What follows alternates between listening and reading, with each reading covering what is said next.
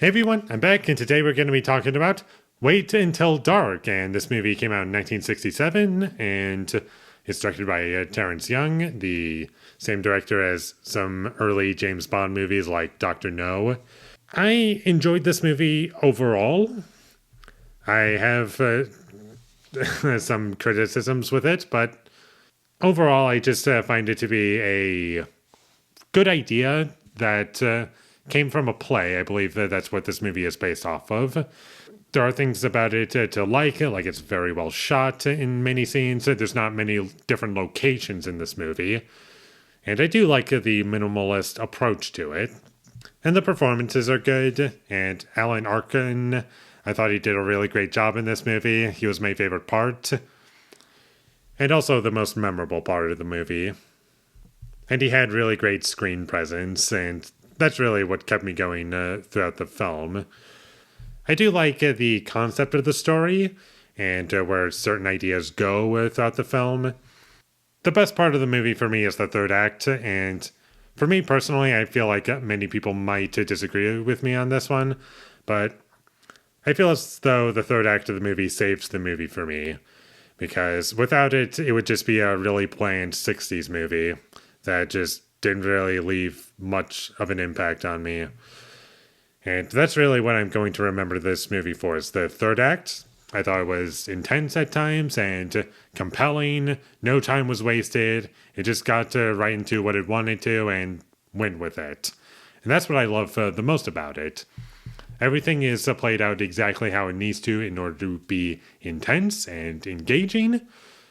Whereas the rest of the movie, it's like, okay, we're just going along, watching scene after scene after scene, and it's not really that engaging for me. I didn't really care about the characters all that much. And I also found the pacing to be kind of slow. Like, everything up until the third act of the movie was just slow scenes that felt like it was going to eventually build into the third act. But by the time we got to the end of the second act, I felt like I could have just predicted this. Like, this could have been an opening crawl, and now we're in the third act, and the movie would be no different for me. And I do feel that about a lot of scenes in this movie.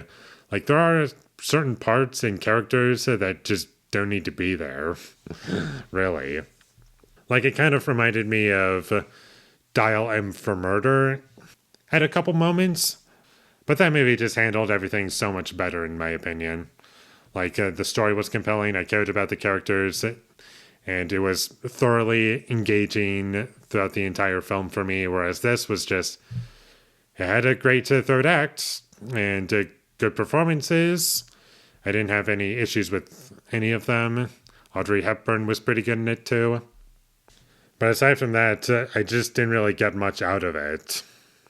So you can check this movie out. I did like it by the end of the day, but I have no interest to ever watch this movie until 5 years from now, the soonest. So check this movie out. It's a good movie, just kind of bland if you ask me. So with all that being said, I'm going to give Wait Until Dark a 6 out of 10. Thank you for watching my videos as always. If you enjoyed this review, be sure to leave a like and comment down below you thought of Wait Until Dark, and my social media links, they will all be in the description, so follow me there.